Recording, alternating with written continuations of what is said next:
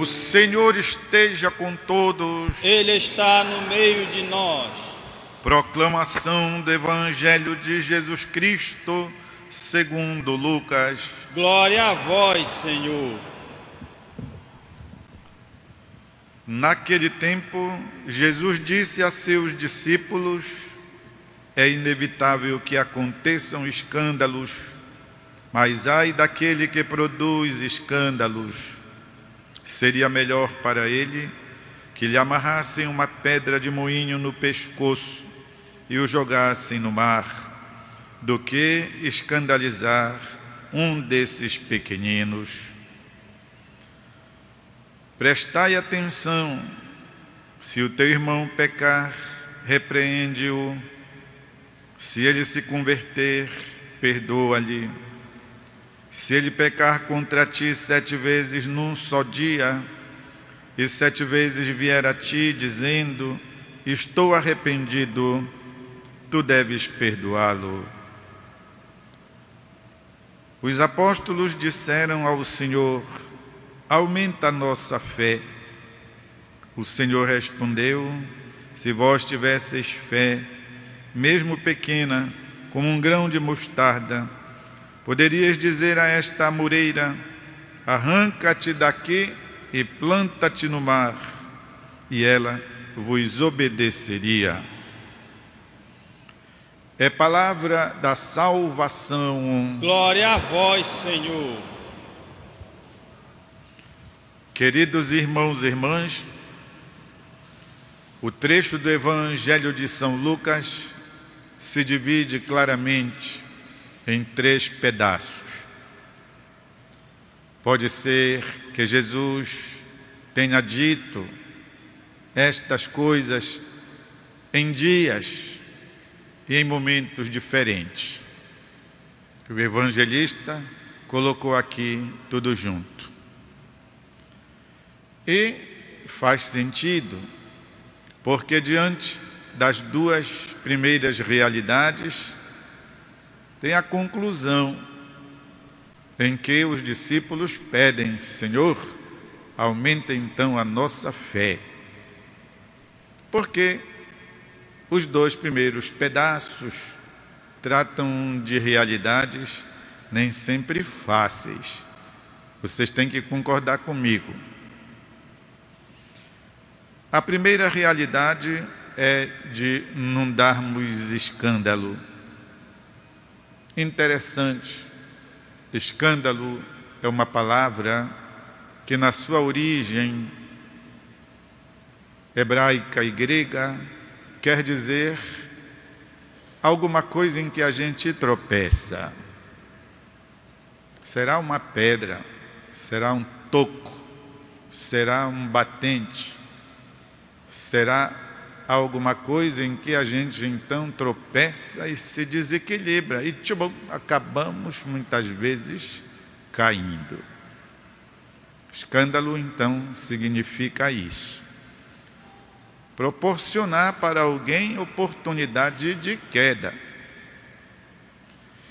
Isso sabemos, podemos até fazer acontecer de modo inadvertido, ou seja, sem querer,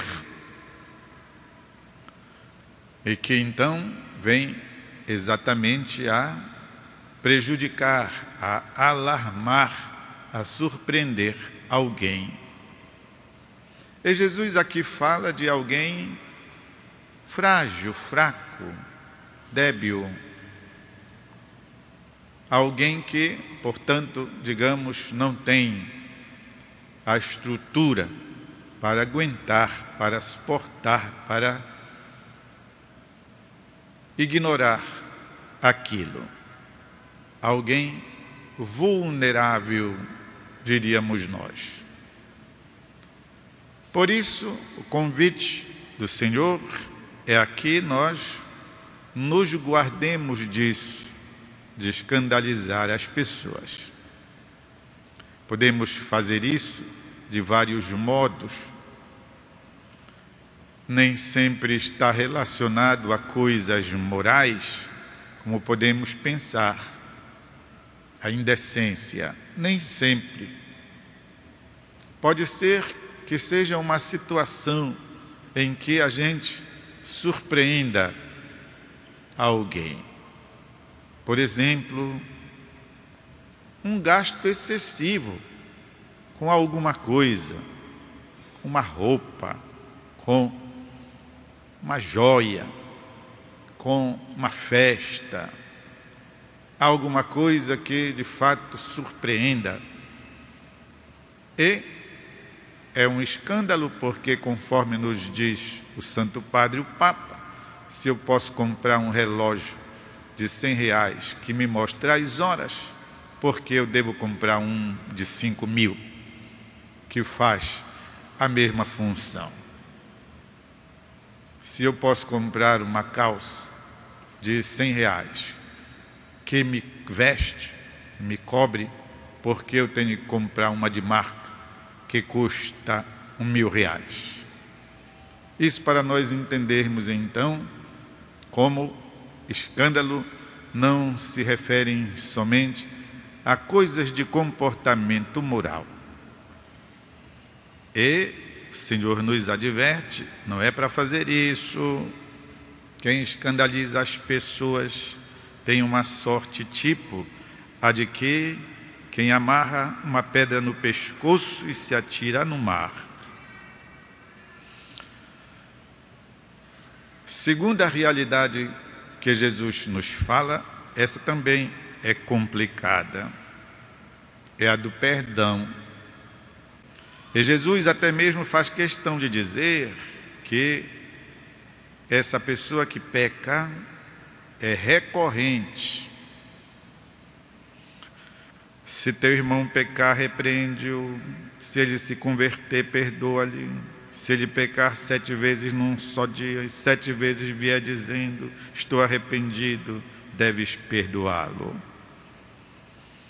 Jesus coloca até mesmo a situação no extremo, ou seja, das situações mais difíceis, daquelas que você até fica indignado.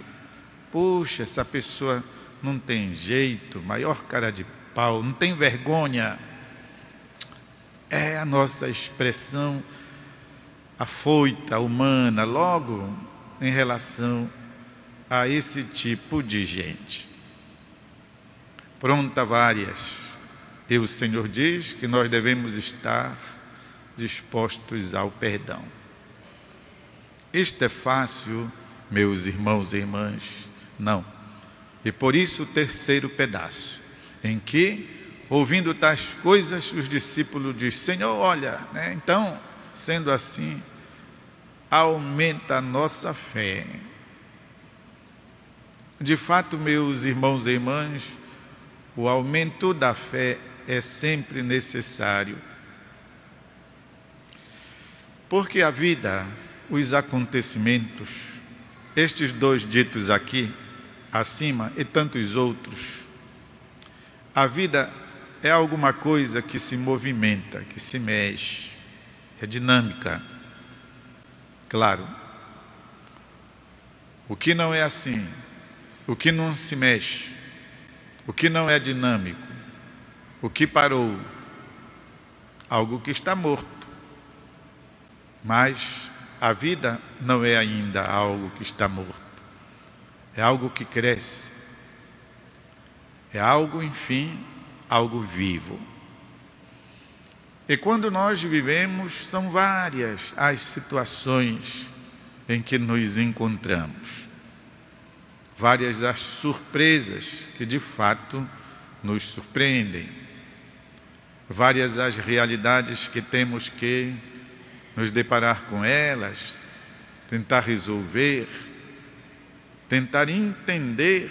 Muitas coisas acontecem ao nível do nosso espírito, da nossa psique, do nosso coração, do nosso interior, e que nos surpreendem. Por isso mesmo precisamos da fé. A fé, sempre digo, é um produto de primeira necessidade, é um gênero. sem o qual nós não vivemos. Como precisamos da água, como precisamos da comida, precisamos da fé, porque a nossa vida constantemente é assaltada por estas surpresas que nos desmoronam, que nos fazem sentir a nossa incapacidade de sozinhos reagir.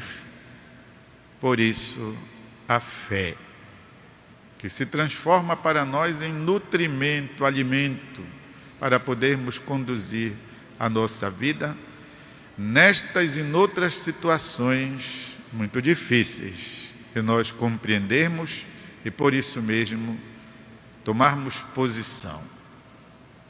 Em sendo assim, os discípulos então pedem para o Senhor: aumenta, Senhor, a nossa fé.